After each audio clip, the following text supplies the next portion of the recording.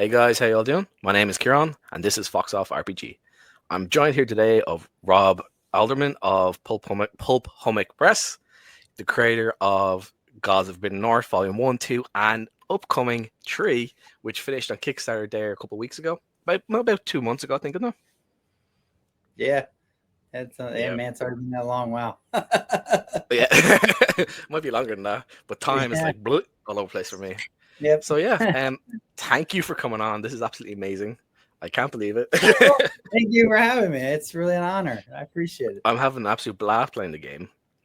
Oh, I'm in great. love with it. Like even before I started playing it, I've been reading the PDFs for a long time, and then finally have the books. Here's the volume 1. I have been going over it nonstop. You know, just Awesome. just even on the lore side, it's just amazing. That's great. No, So yeah, I'm really proud of it. There's a lot more I want to do with it, but I'm really excited, and I'm starting to get a lot of like fans like coming in and saying kind things about it because they're finally like reading yeah, it or finally learning it, because it takes a little while. It's like yeah, a delay. So you release it, and it's not like a movie or something. You're thinking all these people are going to start talking about it, and like crickets, and like everyone's like, yeah, that's the 27th book in my queue of things I've got to read, and yeah, so like, you just like sit around. You're like, does anyone even know it's there? But now it's starting to finally, like after 3 years, like it's like finally starting to I'm starting to hear regularly from people saying, oh, I did yeah. this tonight. And anyway, it's a lot of fun. So I love hearing about it. So And I assume as more time goes on, like you're getting more people who are buying it on like drive through and other places like that, because like yeah, people will hear about it and then they yeah, check it out and then they tell people, and it's like yeah, it just builds up all the time and then goes off. And, yeah. You and gotta, that yeah, go ahead. no, Go no, ahead. no, sorry, No, I was because just then gonna you say. had their no, go on. We're gonna have No, a you fight. go Like, over it. stop, You go over it. you You go over do. it. I'm the guest. Because there a few days ago you had the daily deal on drive through as well, which I'm gonna that helped quite a good bit I think as well. Yeah, no, I think I sold like 115 or 14, like when it was Yeah, that's finally said great. and done. Yeah, it's a nice way to get a lot more people to like pick it up and check it out. It's Mm, always the deal of the day is always a PDF. So a lot of times yeah, people get one and then they'll say, hey, this is pretty cool. And then they might come back and buy your physical book or buy your other PDFs, and yeah. et cetera, et cetera. So yeah. That's what I was gonna say as well. Because Oh that's yeah. again, Sorry, stole your lines. it makes no, it's good because it makes people find out about something. Then they read it and they're like, "Oh, this is great. I need to get the next one." You know, they spend a low amount on this one so they could Yeah. either, like you said, get the print on demand copy or buy the next volume. Yeah. But also, I know you were saying on I think it was Kickstarter and X and Discord that you still have a couple premium copies of Volume 1 and 2 left. Yeah, no, I've got about I had to buy because you buy them in like large bulk orders and like you Hmm. hit certain thresholds, it ends up being cheaper to get them because the price drops for each one. So I Yeah, basically bought I had about I think about 400 or so excess books for volume 1 and volume 2, so 800 total. But you had to use some of them for like replacement books, like yeah, somewhere around 3% or so will have some issue with shipping or whatever. So you just like send out you got them all ready to go. You just send them out. So when I was all said and done, I think I've got somewhere in their order about 300, 315 or something like that left, somewhere around that for oh each nice. one. So Okay, there's so you have around like, 600 or so in total. yeah, so like 300 Yeah, pairs if you haven't gotten the book. yeah, So if you're interested, yeah, definitely you can get them right now on my Shopify store. I just set up. It's pulphummock.com. So mm. it's just a company name.com. I So will yeah. link in the description and in the pinned comment, like I always do with everything, where all your Cool. socials, where you can find all your store stuff. Oh, cool. Um, it's important. I think it's an important thing to do for Yeah. like people like me. I'm just basically reading shit and I'm playing it or talking about it. Like the people who actually do all the hard work are guys like you. So I think sometimes people do not link stuff, which I think is absolutely terrible. Like you should, if you're talking about something that you're enjoying at the very least, be like, hey, you want to enjoy this? Here you go. You know. And I will always try to direct people towards creators' own pages first, Yeah. especially when they're indie creators, because that they're going to get a bigger chunk of the change. And that's going to allow you guys to, you know, if you want to create more or just get your revenue return, which is a very important thing because you can't create things when you have no money. You just You need know? just enough to get by, just to be able to make. I need enough to make a sandwich. All I need is one sandwich. Yeah. I appreciate you doing that. That really means a lot. Thank you. No, Thank it's you. the least I can do, at least, you know. But yeah, do you want to talk about maybe volume 1 or 2 first, or 3? Because I know you've Sure. done a lot of work of volume 3 at the moment. So if you want, what would you like to go into first? I don't Oh, mind. whatever you are interested in, by all means. I can talk about them real Okay. quick if you want. Give them like a quick overview. Um, where we go? Let's just have a quick look at volume 1, maybe. First of all, I absolutely love the. Oh, there you go. Sorry, I meant to add you here, but I didn't because I'm stupid. I was like Let's sneaking in have my a quick look drink. at volume 1, maybe. Oh, Yeah, no worries. I have my drink up there as well. You need it. Dehydrated. But yeah, like first of all, the cover art alone in this is amazing. It feels like a bunch of Nazgul yeah. in a frozen wasteland, and I was like, oh, it's badass. But then Yeah. like you go down through this and you have big chunks of lore, which I absolutely love. It helps to build the world and makes everything come to life. You know, Yeah. like there's one thing I really was curious about. How did you come up with the idea for the end worm? The endworm. Oh, let's see. Yeah, because Did if I? anyone who doesn't know, the end worm is basically a creature that Yeah. absorbs life and energy from different universes, and it came into the universe of where God's Forbidden Earth, God's Forbidden North takes place, and there was this some sort of mage, I think it was, or god, who then basically defeated it, but its head is locked away in a box, and that may or may not come up in the game. Yeah, I But yeah, guess how that. did that sort of like come about? Oh wow. It's. I'll be honest. I don't. What I remember, it's kind of hazy now. I remember Mm, I came up with a name first. yeah. And my, when your first brainstorm, it was just supposed to be sort of like a Cthulhu like monster, like Mm, I hadn't formed it beyond that, and I just had this name, Volthoom, and I thought that's a cool name. So it was just Volthoom at first, and then later, as I began to kind of develop the world and began to really think about some of these things and what was it, and et cetera, et cetera, et cetera. I finally I actually hired Terry Venata, who is the concept artist that he used to work for Hollywood and did concept art for their posters and stuff for movies. And hmm he lives in Texas now, and he's a friend. I kind of knew his wife, and she introduced me to him. And it was funny, like the way it happened. She like came to me and she was like, "Oh my," I'm like, "Yeah, I'm looking for someone to do some art right now." And was just chatting with her online. She goes, "Oh, my husband does art," and I was like thinking like, "Oh, it's gonna be like the obligatory. I have to look at like." Yeah, yeah. Like so, and then pretend it's good, but it's probably not great. And then, lo and behold, he's a Hollywood concept art. I had no idea. Whoa! Like I was blown away, And then I was laughing my ass off. And I told him later, like a few months later, like, dude, by the way, and he started. He had a great sense of humor. He used to be a Marine in the the U.S. Marines, so they all have funny Oh humor. yeah. And so we were laughing about that. But so then I had a vision of what it looked like. I had written this long description of it, physical description, which is exactly as you see it in the artwork in volume 1. I think if you go, I don't remember if it's a couple pages before or after this, but there's a shot of the whole thing standing next to a little guy. So that I think image, it's after. I think it's back. Yeah, I think it's back a little bit. Oh, Go look just a little bit more. I think there's one.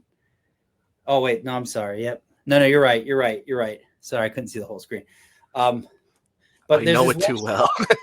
Yeah. So yeah, right.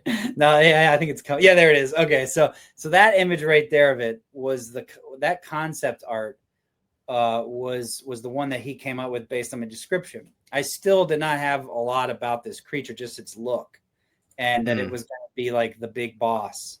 and that was all I had done at that point. But what happened was I was starting to think about more and more of its story, and then I started sort of envisioning like how it wound up like in this tesseract, in this cube thing. What really a tesseract's different, but inside this, you know, this prison. And I think for some reason I came across, I don't remember exactly how, but I came across Dune, and like I saw like a sandworm, and I started thinking about like parasites, and I said, the mouth and the teeth. Yeah, and I was like, this thing, what if this thing was just the head of like this huge worm, and it like because it's, you know, it's not like a natural creature, so it could grow like stumpy legs if it needed to. So I was like, that'd be dope, and actually would fit with the art piece. Like you would just imagine it attached on top of this thing without the legs. Yeah. And so then I started to like play with this idea that it was this parasite, this massive worm-like parasite thing. And then that kind of took off from there. And I just kind of lined up with some other things. I was starting to think about it, and I was like, oh wow, this is cool. Like it's actually this bigger thing, and you're just fighting its head. Even greater. That's even better. Like now the players are like, the toughest thing we ever face is just the head of this like much bigger monster. That's like, mind the tentacles that can like crush moons or something. Yeah, I thought that was funny. I was like, yeah, let's do that. Let's go. Yeah. Let's do it. Just kind of went from there. And after that, go ahead. No, I just love stuff like that. You know, just certain things that just draw me in, and you know, like you said, the lore of it's really cool. It's not super long, but it's very detailed. You don't need to know it as a player, but it's just cool to know there's stuff like that there, and a GM could reference it as well, so you can talk about it, because you know you're going to end up probably fighting it at some stage in the book. You know, it's a long book to get through, so if you go that long, yeah. Like I said, there is like between the 3 volumes, there's a couple years of like weekly games. Just 1 or 2, maybe 4. I don't know. Yeah, so like I run the game I run the most is Rapanathuk or Rapanathuk, however you say it. Oh yeah. I say Rapanathuk. So when I run Rapanathuk, I've ran it many times, and I have this like Roll20 thing set up with like 300 plus like, you know, dynamically lit pages and everything. It's like my go-to whenever I run a game because it's all set up already, and I'm lazy. So I already did the work when I was young, and I'm just like, yeah, I'm not gonna do anymore. So when I run that game, it's if it works, it works. I haven't had anyone actually get to the end boss since like the very first time I ran it, I think, or maybe second time. Wow. So like, and I've ran it like 20 something times at least. So, and I mean, some of the campaigns have lasted 1 or 2 years, and they've never even gotten close. So you know, will anyone ever actually face this thing? I don't know, but I'd love to hear about it. But it's there. Maybe in 20 years we'll get done, you know. But like, this is a great complaint that a player can have, or a GM can have. Oh, there's too much in this. What the hell? Why can't there be less? Says no one ever. No one. Like everyone always wants more, even if they don't go to half of it. Yep. But yeah, just, like the character of this next character, I mean, the Skull God Balor, super cool. like usually in these sort of games, it's like, oh, he's a big bad that came up and he just dominated everyone. But in this, it's like, no, he got his ass kicked in the jungle like laden southern lands, which is like the rest of the world of Magus Terra.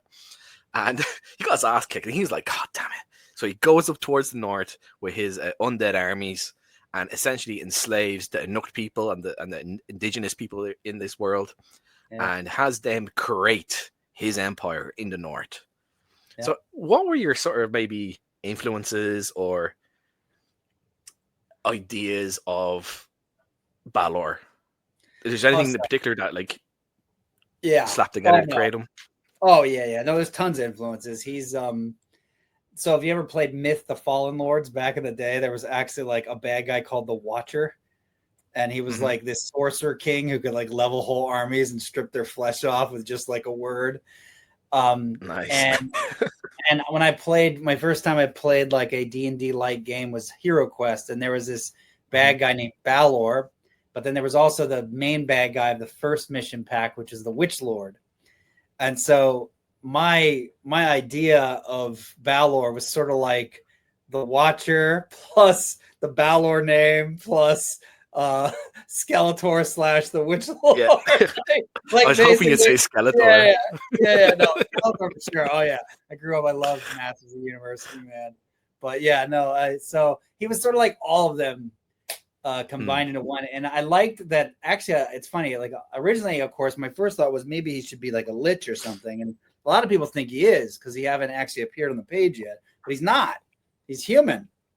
And I took that from Skeletor. That Skeletor you would think he's like a lich or undead, but he's not. He's like a messed up human, right? Like his face, sort of like disaster happened to him. He got burned or something like that. Acid. So Balor's human, and he's still alive.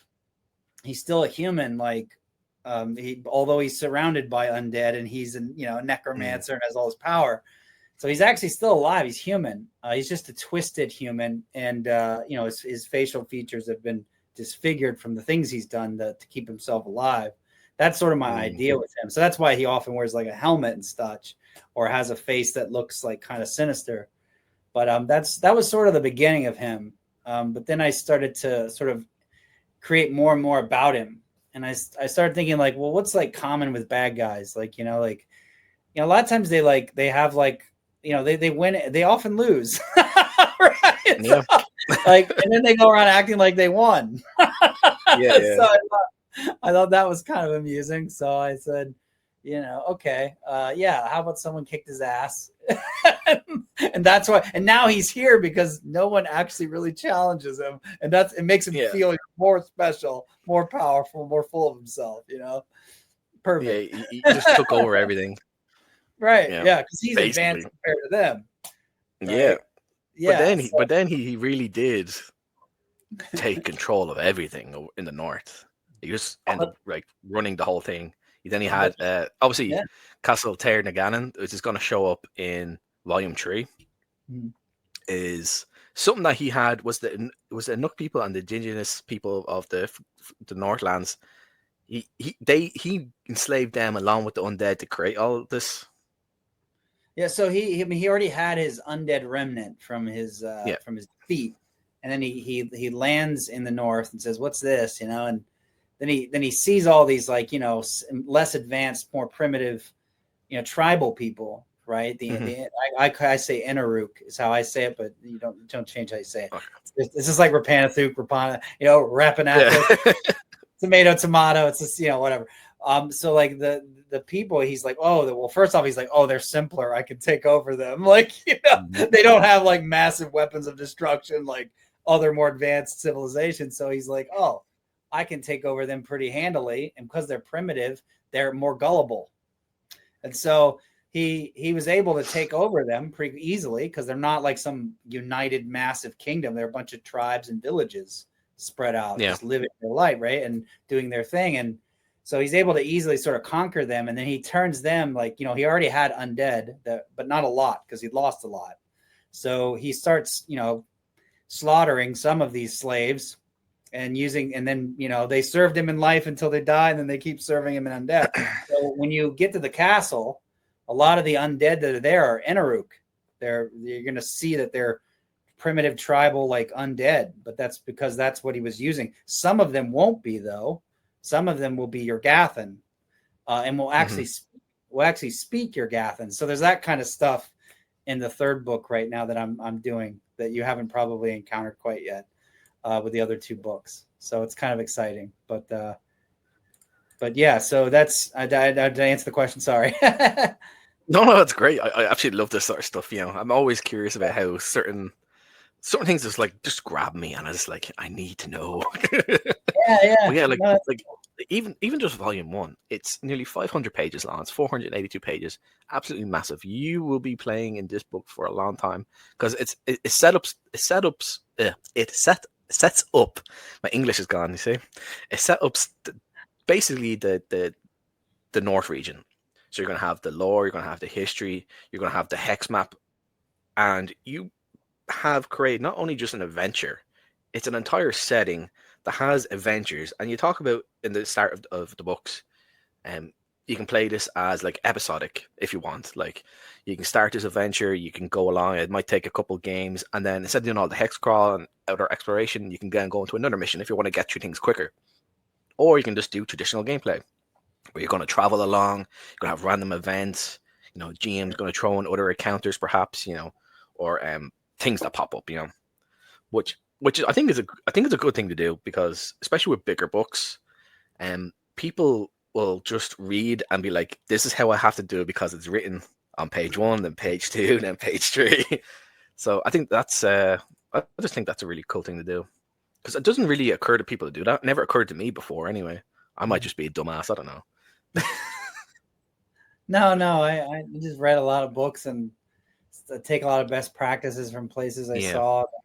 So there may be some things I might have like improvised on, but no, my goal was, again, I think the first book, one thing I would tell people, some people don't like, you know, like on the OSR, some people don't like a lot of like the, you know, a lore dump, if you will.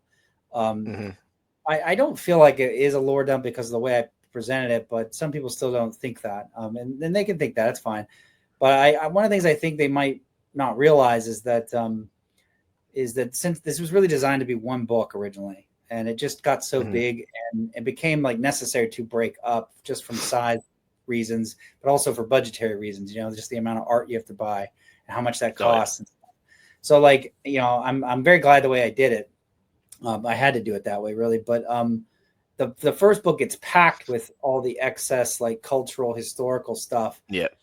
That takes away from some of the material in terms of like the dungeon actionable material.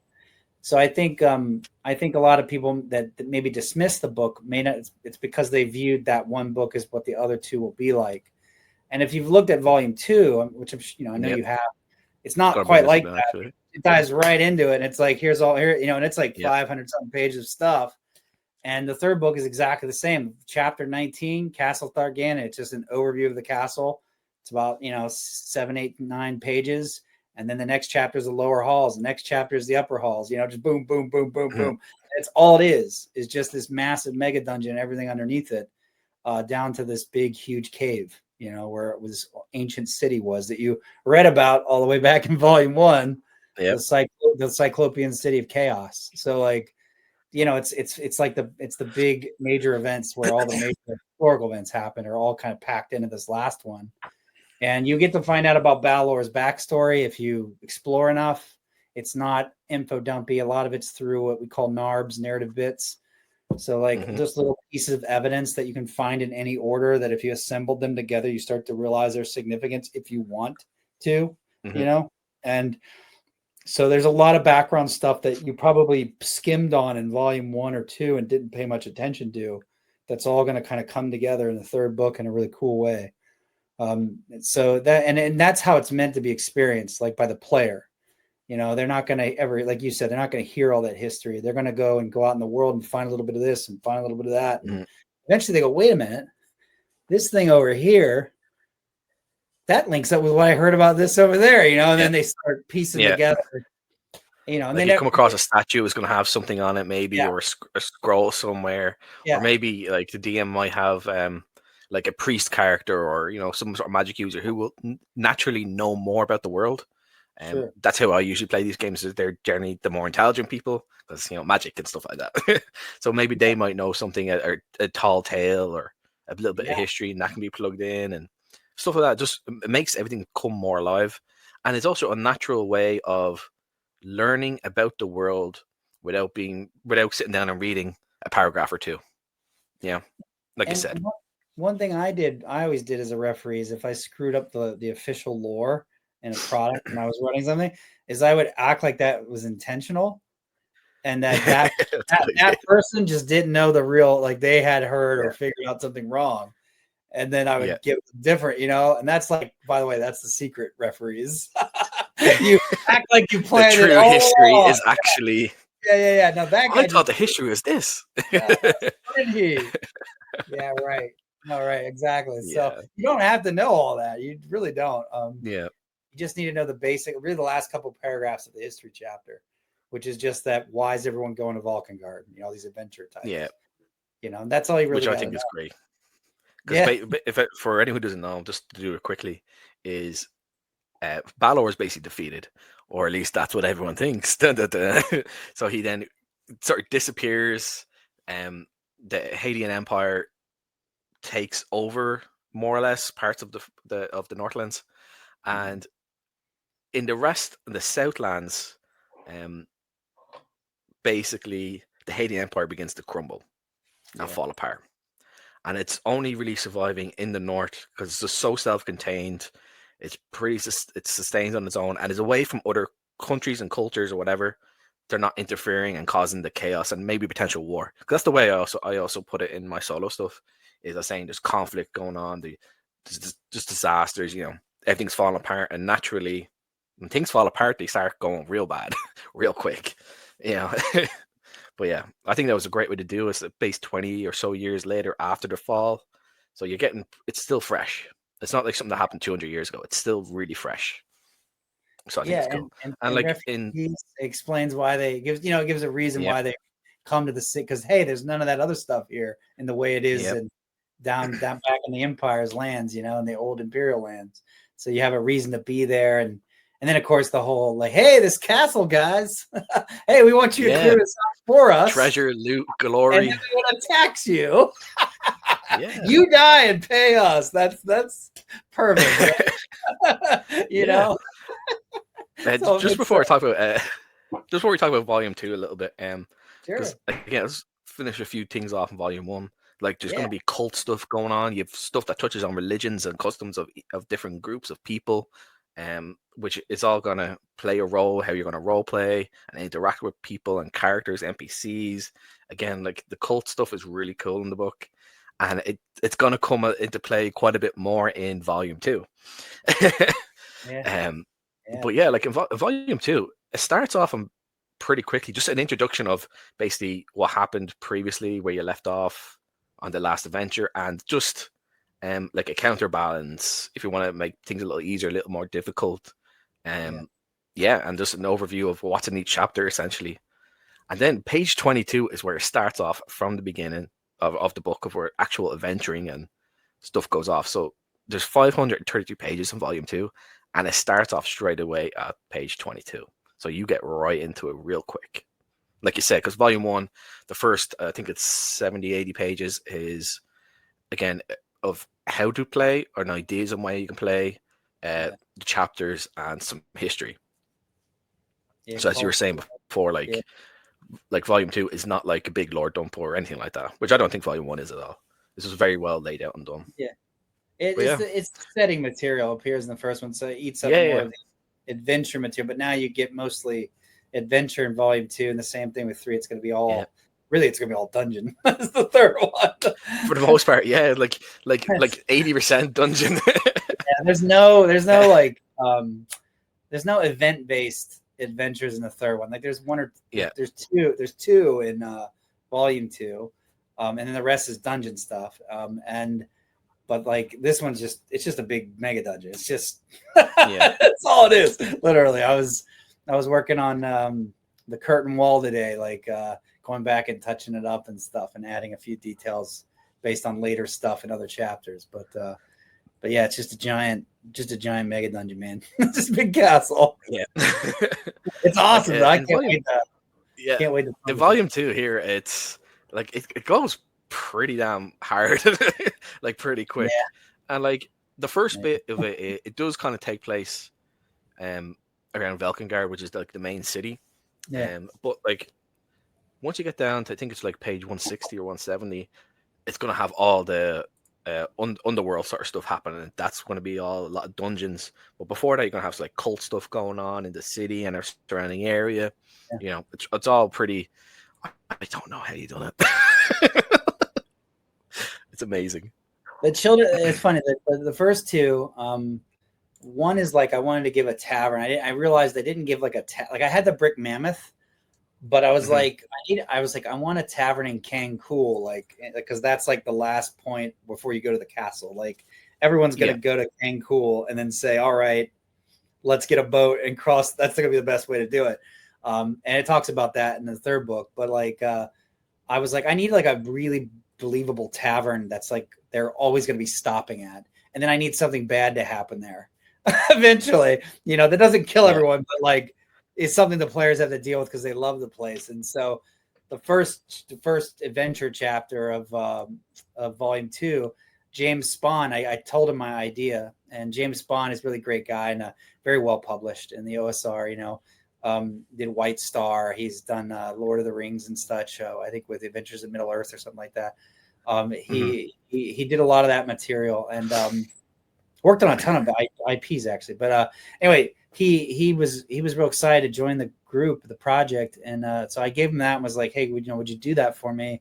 Create this tavern. I gave him my ideas, kind of gave him the rundown of my vision, and then he came back with this like wonderful. The beating. He came back with this wonderful idea of this tavern, and like the whole dwarven really cool bed I told him about. He came back. Yeah, so and we really played. It was great. We came back with this awesome like thing, and I took it even further, and we were like, we had this really nice creative back and forth with each other. That was like, and it was fabulous. Like I loved working with him so much, and but it was this really beautiful like chapter. So that's like chapter 1 is like. There's this thing like under the ground, and the whole theme of volume 2 is everything's underground, right? So the first dungeon is like under the cellar of this tavern that they supposedly have been going to, and the second one's Children of the Green Light, and it's back in the city, but it's like dealing with the criminal underground and the sewers, hint. So thematically it's the same thing, but Children of the Green Light is the most dungeon, site-based adventure that I've done, I think, other than the Eye of Jakara, the very first one, and the first book. And Children of the Green Light was modeled after one of my favorite writers when I was a teenager, and that was Monty Cook. And he used to write. I used to be a huge fan of Planescape, and I used to read all the Planescape, which were all really like investigative type adventures. And I've always wanted to do one, just like kind of like what he did. And so that was sort of my love letter to Monty Cook was Children of the Green Light, that chapter, because that was written in that style of what he did with those adventures in Planescape, like Doors of the Unknown, and Harbinger House was always one of my favorites. Several others are really good that he did, but anyway, so that was. But then I was like, okay, I got that out of my system. Back to dungeons. So the rest of the fun is just all dungeons like that adventure it's underground but not underground, because it's a lot of sewer stuff, like you said. So it's man-made underground kind of, but full of shit and bits. But it's there's a lot of variety in all these books, obviously, and it's again I keep going on how blown away I am all the time. I don't know. I'm lost for words sometimes. It's such just a mammoth task you've undertaken, and it's so well done. I think that it's laid out really well. Like if you're doing hex crawl stuff, either underground or in the surface, like you can find where everything is really quickly and really easily. It's straightforward, but there's so much depth to everything, which is it's like it's clearly a labor of love to like the nth degree. Yeah. Many people are like, "Oh, you gone too far. You don't do something so big." And I mean, they're right, but no. I'm like, I want to make it. I'm going to do it. This is just for the art. Like it's for the art. So like when I was a poet, like publishing poetry and short stories, for many years before that. And you didn't get paid for that. Like if you won like a contest, you might get like $50. It was, or maybe $1,000. It was like just enough to let you know, don't think you're going to make a living off this. So might get them like mentioned in magazines or something like that, or articles online. Right. Yeah. So I was like, so it was kind of the same idea. This is all just sort of for the art. I mean, I know there's a business behind it, and I'm slowly coming around to that. But I really just want, I just want a product that like I would want to buy and play, and I would love, and I want it to be my Rapanathuk, like that I wrote, like the one I keep coming back to, because that's what like Bill Webb's was to me. Like, is this world that I could just keep going back to, had so much fun in. And I want to be able to, the creative part of me wants to do the same thing, create something like that in honor of those guys who've come before me, and just continue improving and advancing the industry as much as you can, and its creativity and what it can happen and what you can do with a product. I think that's kind of what I'm trying to do here. And I don't know if I fully succeed at it or if there's a way to do it better next time, but that's kind of the drive there. That's my thought.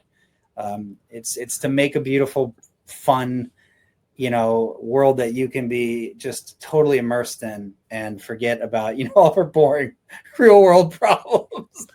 Like, just get in there and just have this amazing time. And forget about your asshole boss or whatever, and just there you go, throw some dice and like kill zombies and undead monsters, oozes and moles. Oh yeah, like as well, like in these books, there's loads of new creatures and monsters. I don't know how I forgot you didn't mention this. I think in the first book there's 100 or so new monsters. I think, is there?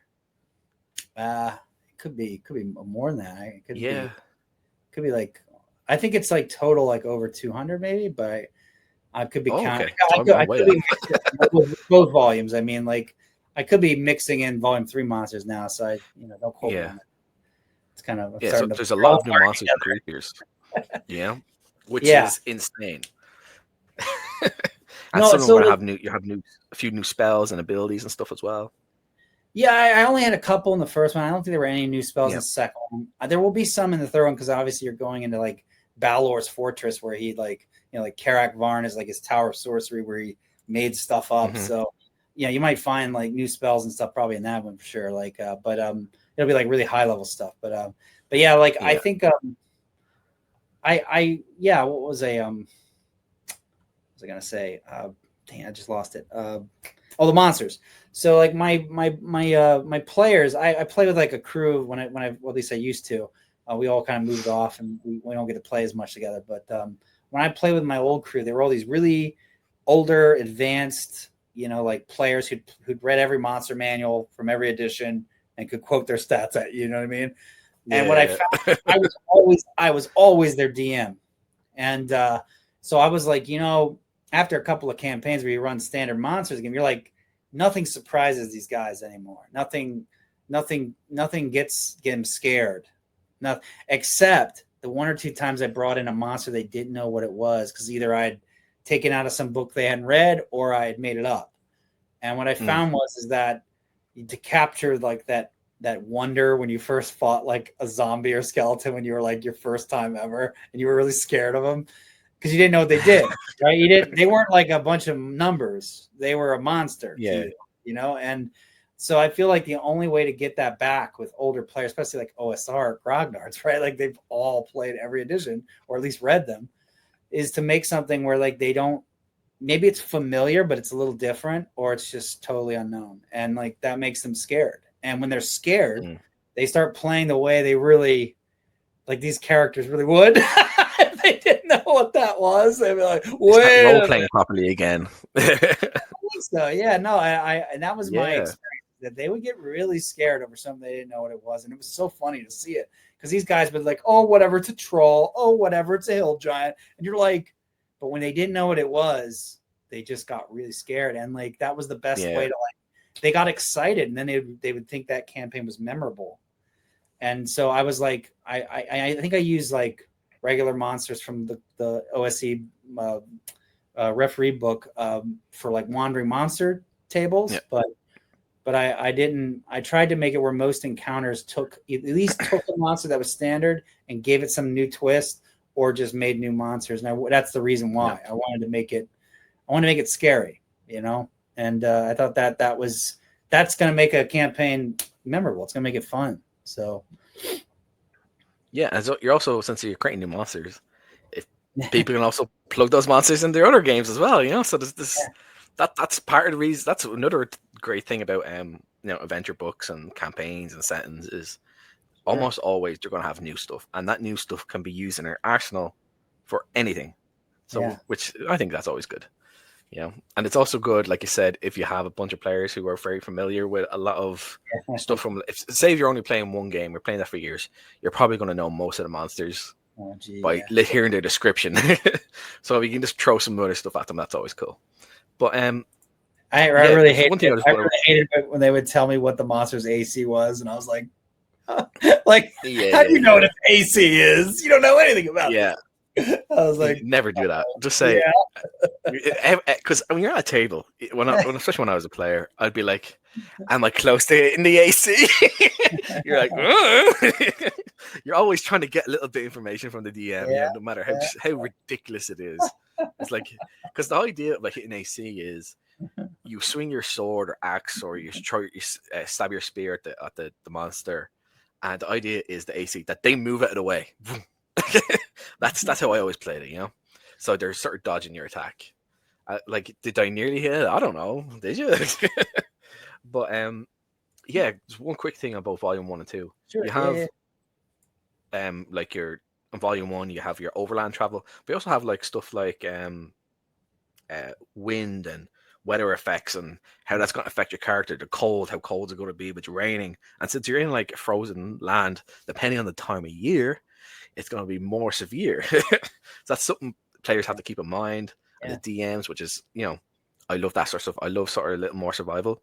And then in Volume 2, you're underground. You're going to have hazards that come along. You have gas traps, poisonous gas, cave-ins, magma flow. The deeper you go, the more likely certain things are going to happen, which I think is really cool because you have the charts in here for it all.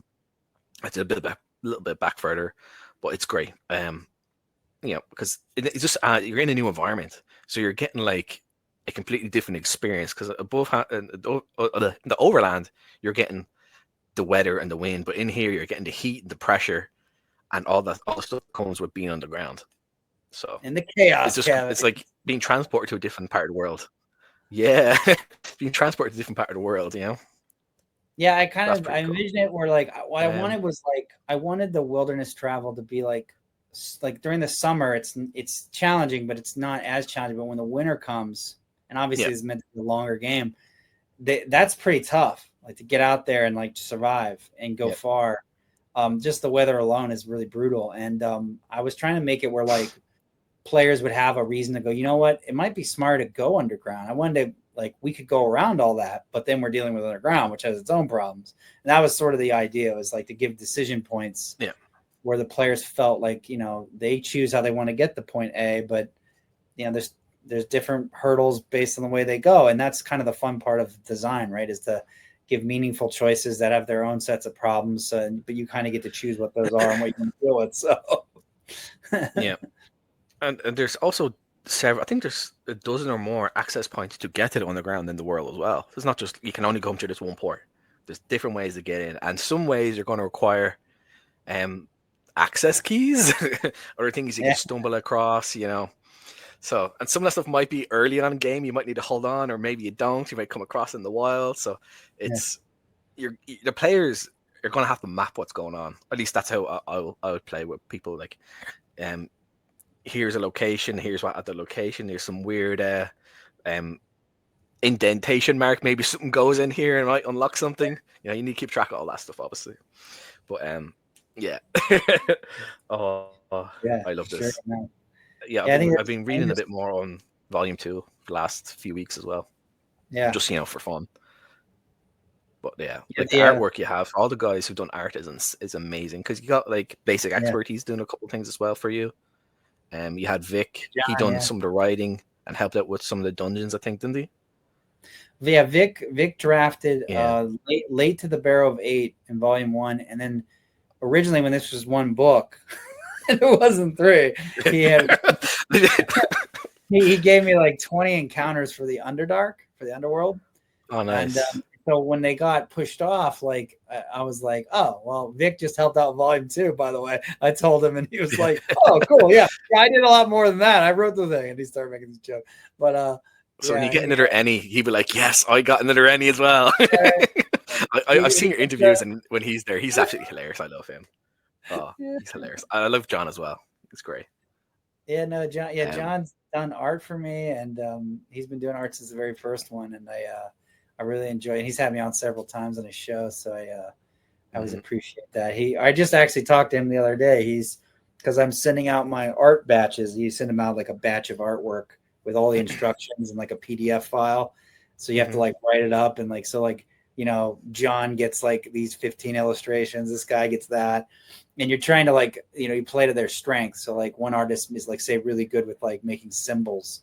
So like a guy named Sam, I know, really, really good at like creating like symbolic. He did my Pulp Hummock Press logo. He did the cults like symbols, the Hadean temple symbols. You go look at those. Yeah. Like he did all those. And so like, if I need one of those, I'm going to go to Sam, right? If I know one guy's really good at portraits, like Paul Simontelli is, he's an art teacher in I think in New York City, and somewhere in New York. It could be New York. Maybe not the city, but I think he's in the city. He does these really amazing character portraits. All the portraits of different NPCs throughout the book in both volumes are him.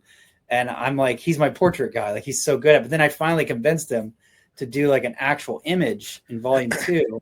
And if you go to the Malum Hades, the chapter 17, the Death Trap dungeon, he did the one with like, it looks like these guys are like falling back, and it's like a full page piece, and they're in like a labyrinth, and there's like, I think a claw coming after him. And they're trying to avoid it. And it's somewhere in chapter 17, but he finally did that. And I was like, oh, it's so great, man. Awesome. So now I'm going to be like, now I got more stuff for you, Paul. Anyway, I think it's, let me see that. No, not that one. It's a full page. No, that's a tower sort of fall down. Yeah. It's a pit trap. Yep. I'm stupid. No, you're good. It's, I think cool. it's, that's so cool. You have the Balor skull. That's Gary Trout. He's really great. He did some of. Yeah, I'd just say that would look amazing on like a T-shirt or a big poster. Yeah, just saying. Yeah, no, yeah, totally. Like Balor's head coming at you. That's so funny. It looks like a heavy metal album cover or something. Yeah, that's the one. The one you just go past it. Yeah, that big page one. This one. It's the one where a guy's getting grabbed. He's getting grabbed. Oh yeah, there you go. There it is. Yeah. So like Paul did that one, but that was the first one he did as like an actual scene. And I was like, that's awesome. And I've had people compliment that picture. So I'm like, yeah, Paul, I'm gonna give you some more. It's super detailed. But I was reaching out to John because I was like, hey, you know, in these dates, I'm looking to actually send them out, and this will probably be my art deadline.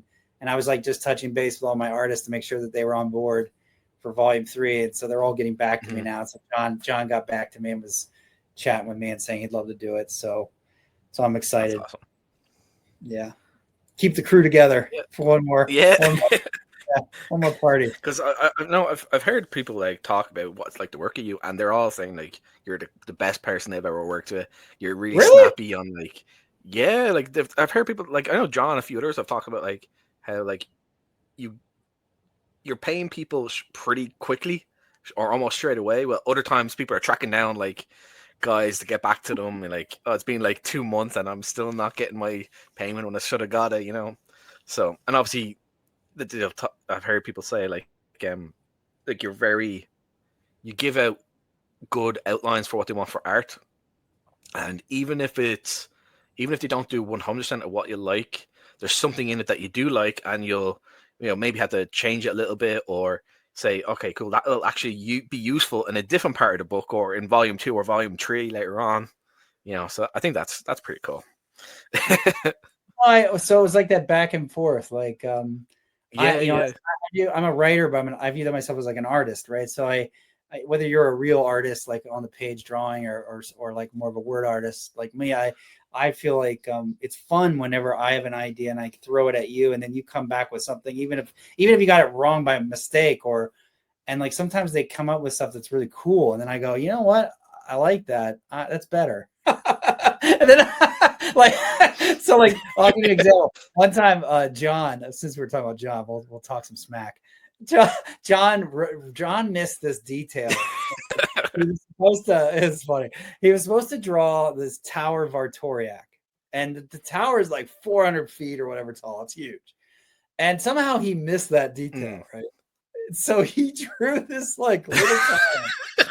It was like this little tower. It was so funny. 30 feet tall. I was like, John, it looks great.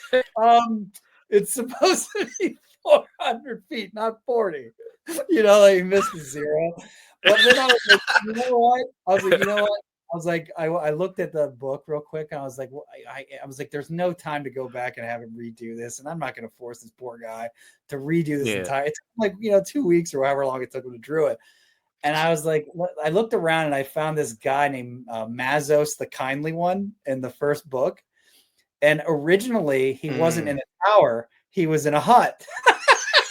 And now he's in a 40-foot tower. Change the hut to a tower.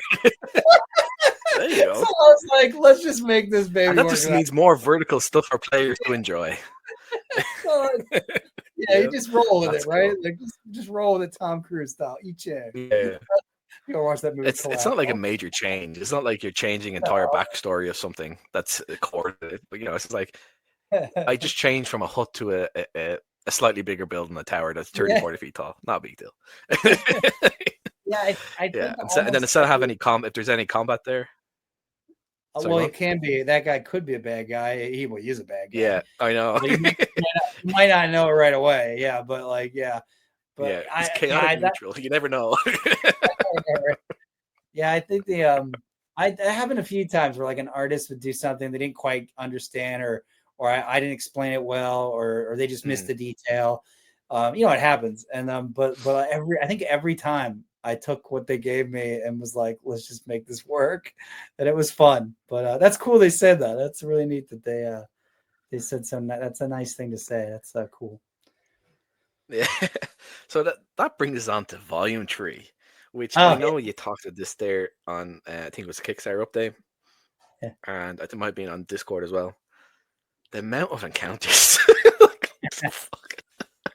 It's like, what? Is it like 1,200 encounters or something like that? Yeah, 1,148 right now. Yeah. There you go. Jesus. I mean, it's plus or minus like 20 or 30. Like it could be a little less or more when it's all said and done, but yeah, it's a lot. So it's partly because there's not a lot of, like, if you look at Volume 1 and 2, right, even Volume 2, which is of course very adventure heavy, it's not all site-based encounters, right? But this is just one giant dungeon, so I don't have to sit there and explain XYZ for 800 pages. I don't have to say how this guy, what happens when you interrogate him, and it's just this room, and so you can cram a lot more in there. So what I'm doing is I'm probably, you're going to have a lot of like smaller encounters with just enough detail to keep it really descriptive, but also what you need when you need it. And then major encounter pieces will have like a box text or something to orient the referee or the player, whoever. But that's kind of it. So it's just boom, boom, boom, boom. And it's like it's not the biggest mega dungeon on the planet. Like it's big, but it's not the biggest, but it's the castles. I think right now has 733 encounters areas in it. And then the city underneath it, the ruined city, the Cyclopean city of chaos of the Enogon is like, it's got 26 towers in it. And each of those towers has a map, like a fully detailed map. And then it's basically another wilderness. Okay. It's a third wilderness, but it takes place within one hex, like a 2-mile cavern. Like, it's like it's smaller, but it's urban still crawl. It's a ruined city apocalypse type crawl. Yeah. And it's maybe more like a point crawl. And so like right now, like I've got all these towers and all these maps for them. And so that's actually the last chapter I'm going to finish, because that's actually the one I'm actually most worried about when it comes to, I'm not worried about, but worried about it. Like, oh man, it's going to take a lot of like creative juices, time, effort off. Yeah. The castle is going to be done pretty quickly. Like I should be done in the next 6 weeks. Like at most, like the castle should nearly finished. And it's cool. So I think it's awesome. I'm real excited to get it out there. It's just, but that Cyclopean in the ending, the Tesseract is done. That was written years ago. I just got to go back and revise it, clean it up, and just, represent it slightly, because I had an old format that it was originally written under. Yeah. And then, and that's it. Like, I mean, and then it's just the Cyclopean City, which is really just one long chapter.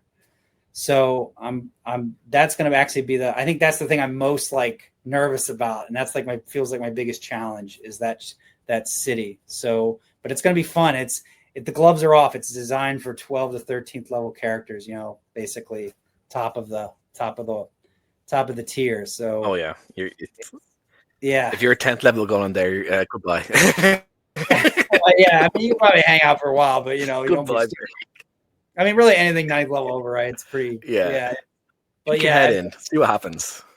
Yeah, the whole dungeon, like I'm designing it for like basically 9th level plus. So it's not that a lower level character could go there and survive. They could, but they'd have to be a lot smarter.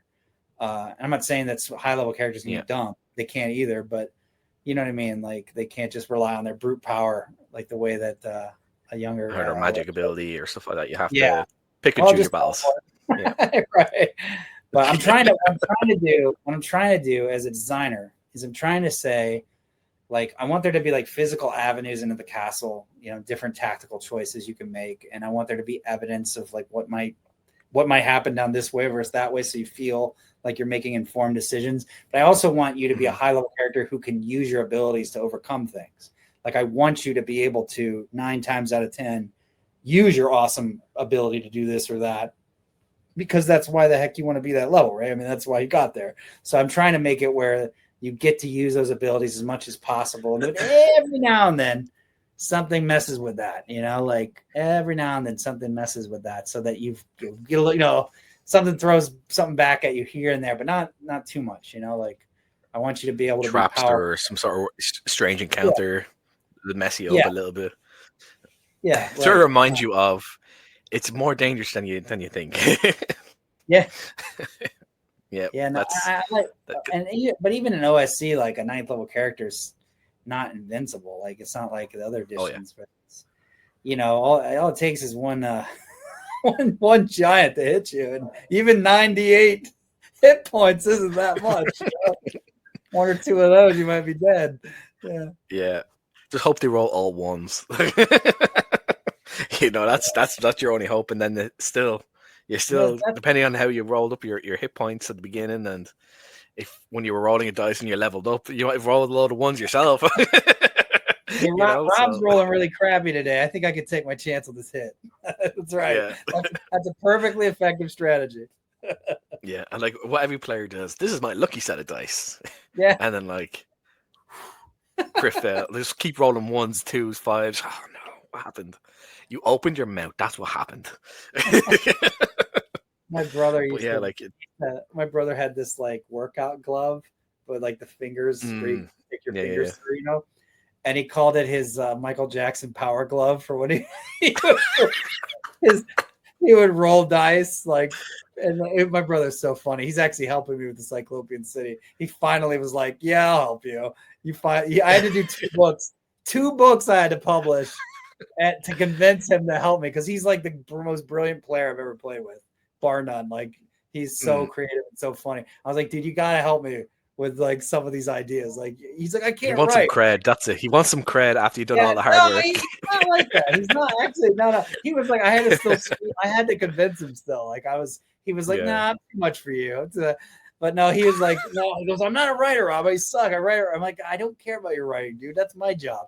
You just come up with your amazing ideas." And he does have great ideas. So he was telling me ideas. Like I told him, "Can you help me with the Cyclopean City? That'd be really awesome." Like there's just a bunch of weirdness there. It's like this weird cavity of basic chaos. You get to do whatever you want, dude. It's high level, go crazy, you know? And so he's come back with some really cool ideas, and I'm just like, yes, I'm so glad he's helping me out. So he's a fun guy, and I'm glad he's working with me too. I think I might help you as well. Yeah. No, yeah, it's huge help to have somebody. No, go on, sorry. Somebody, what was that? Yeah. And it's also going to help inspire you as well. So sorry, mine broke up a little bit. That can help inspire you. Oh, yeah, right. No, 100%. It's okay now? Yeah. Are you good? You hear me? Because for a long time, it's most... Yeah, we're all good. Can you hear me? Yep. Okay. Yeah, sometimes the internet here just crashes a little bit. I think there's a delay. Is there a delay?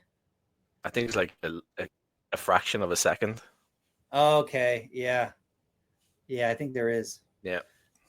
Sorry about that. I don't know who's that. Is it the StreamYard? No, or whatever? that's all right. It's their fault. It's probably my internet connection. Yeah, it's not great here. Oh really? Oh really? No, But yeah, you're like good. that is gonna. So that's gonna help you have someone else to throw ideas at you, and then you can use them to like inspire you as well. So it's not just yourself all the time, which is something that's really important with anything creative. And you need someone to throw ideas at you to Oh inspire yeah. you, or just come up with you'll never come up with really, you know. So that's Yeah. awesome. You have someone to help, and it's even better that it's related. Your brother, you know. Yeah, my little brother who always played in every one of my games, like out of obligation. Nice. It's like, Rob, you'll always be my evil DM. I'm like, thanks, man. I'm gonna get you a shirt that says that. Rob's my evil DM. That's awesome. But yeah, so I think you were saying that you think you're going to have the manuscript for this volume 3 finished around October or so, is it? The PDF, like fully finished, like for Yeah. the public, should be ready around October 1st. I promised everyone Christmas Day, but that was intentional. Like, hint, hint. Like, I'm trying to give myself in case something crazy happens, I got a little wiggle room. But right now I'm way ahead of schedule, so I'm thinking that That's layout will. I mean, once Glenn finishes the layout, it's ready. Like, I can send it to you immediately. So I'm just scheduling with him when he's free, because a lot of these guys will get locked up a few months out. So like, you're trying to like start negotiate Yeah. when it works. So all he needs is basically like 2 weeks to do it. So we're just kind of hunting for a date for him to do it. Once we do that, as long as I get it to him on time, I know exactly when it's going to come out, because then he's done on the 26th of September. You get it on the 26th of December or 27th, whenever I decide to do it. So it's ready to go. The physical books, awesome. I have to do more with that, but yeah, it's pretty cool. So take longer, obviously. I think the actual manuscript, like behind the scenes without art and all that should be done. Yeah, that should be done no later than the end of August. Probably, I think my date for it was like August. Internally, I think my date's like mid to late August is what I'm telling myself. I think the castle will be finished before my deadline that I've given myself, but I'm not. The Cyclopean City is where I get a little like, because I don't know. Like, the extra time that I gain from finishing the castle could be required to make that work. I don't know. Sometimes you just don't know. You got to kind of just do it. So that's kind of where I'm at. So I'm like, finish the castle as fast as possible. Try to give yourself 2-3 extra weeks so that you've got plenty of time to spend on that last part of the book. Because I've got like a very loose, crappy draft, but it's like nothing near what it would need to be published. Like, it doesn't have the towers fleshed out. It does, you know what I mean? Like, it's got a lot of work that needs to go into it. And that's like a whole new. It's like a preliminary draft. Yeah, and it's high level, so there's a lot of you got to start thinking of like more. You're thinking of more moving parts than you do with a first level set of characters. We're just trying not to kill them. So it's just different. So trying not to kill too many of them. Too many. too many. Yeah. You don't want to total party wipe out on the first. Yeah. So if you have like 6 or 7 characters, 1 or 2 of them dying is not a big deal. But yeah, so remember everyone, you can get volume 1 and volume 2 premium covers or premium copies off your website, which of course we're going to link below and in the pinned comment. It's absolutely worth it. It is one of the better books I have and I've come across. Everything's solid. It's great quality. The paper feels great. It's not super high reflective, but it's not super matte either. It's like a nice middle ground. The pages turn well. It's heavy. It's a big ass book, but it is amazing. Awesome. So yeah, that's this has been great. This is like a little dream. Thanks, man. How I came across you. How I came across you was from Red Mage, because he done a look at volume 1, and James. I was like, and then I actually commented on the drive-through RPG. I was like, because volume 1 was out of POD, and I commented about, is it coming back to POD? And you said, you basically told me that come back in a few weeks or a few months, you're going to be launching volume 2. I was like, okay. And that's when I backed this. So if you actually go on, I think it's volume 1, you will still see my comment there. asking about about that. That's awesome, So man. yeah, No, thanks for supporting the that's- project and giving me the chance to come on here and talk with you. And I really appreciate you running the game solo. That's so that's really cool, man. That's I bet I have a few sessions already pre-recorded now, so yeah. just editing takes a lot of time. Yeah, it takes a lot of time, and Can't wait I'm also for the, trying to get music attached to it, so for Oh like yeah. battles and stuff like that. And the next session, it's gonna be more. We're gonna leave the city. So you don't need we're to. gonna do a There's so much first to little do bit of there. exploration. Yeah. That's awesome. Oh yeah, man. there's tons, but we're not allowed to do delving yet because it's gonna be illegal. So we're going out to try and to get more money by going outside and possibly doing a mission for somebody. So yeah, that's pretty exciting. So I think that one would probably be about an hour long or 50 minutes, something like that. And the next one after that should be about 55 minutes. So That's yeah, awesome. I can't wait to. so I'll try and have that up this Saturday. So I'm going to North Texas RPG Con this weekend, and it'll be my first time as a vendor. I actually have a table. I've never done that before, so that's a learning curve. But I'm going to be there, and Cool. so you said it's coming out on Saturday, so I'll probably be able to listen to it Saturday night or Sunday morning, like while I'm waiting to get on the plane. I hope Saturday. I hope. Yeah. So you gotta give me something to listen awesome. to. That's your motivation. That's awesome. Again, thank you for doing this with me. It's crazy. I've had like really cool people on. I had you, I had Bill Webb, at Alex T. Yeah, that was cool. That's the first one ever. I just typed on the Kickstarter page for this. Oh, this is really cool. Would you like to talk? I'm like, yeah, okay. I was like, what? No, so I really haven't gotten to meet him yet. Like I saw him last year at North Texas RPG Con, and I saw him. I was in the hallway working on Volume 2, and I was just chilling. It was in between people were playing games, so it was kind of died down. And I see this guy running down the hallway at the hotel at the Westin, and I look over. I'm like, oh, it's Bill Webb, right? And he had his hair like really long that year. It's funny. And so I go, Bill, and I'm like so excited. I'm like, I was like fanboying out because he's like the guy I've ran the most of any product. Like I love his work, And I jumped up and I'm like, Bill, and he goes, I gotta go take a pee and I'm running a game. See you later. And then he runs back out. You're like, no. I was like, I'll shake your pee hand. But no, he didn't have time. Awesome. So I was like, That's man, maybe this year I'll get to meet him. But it's funny. He actually he was doing a stream, and I got to like say hi to him real fast on some stream recently, and he I guess they put it up so he could see it. And then he was like, Pulp Hummock, he goes, you can play with me at this North Texas. Come to my game. I'll let you. I was like, yes, I got it with Bill. Yes. I'm like, here we come, Dwarf Fighter. Baby, he's going to get killed in like the second round. Yeah, dude. Yeah, I'm a dwarf supremacist, so yes, I totally agree. I too. Yeah. Yes. Dude, I never play anything but dwarves, dude. Who needs spells? In my solo game, the Dwarf Baron is my very first character I ever created in any role-playing game. So I put him in any video game. There's a dwarf. I named him Baron. In any role-playing game, there's a dwarf. Even if it's not a player character, there's a character in the world called Baron. That's awesome, man, dude. Like, but anyway, I don't. Who needs spells and charisma when you can just play? Yep. Nothing like a big axe. All you need. But yeah, this has been absolutely brilliant. I don't want to keep you long because I know you're busy and you have a few things to do. But again, thank you so much for doing this. It's been a pleasure. And if you ever want to come on anytime or talk about anything, hit me up. I'll happily do it anytime you need or want. Absolutely, man. Let's go anytime you want me on. Just ask.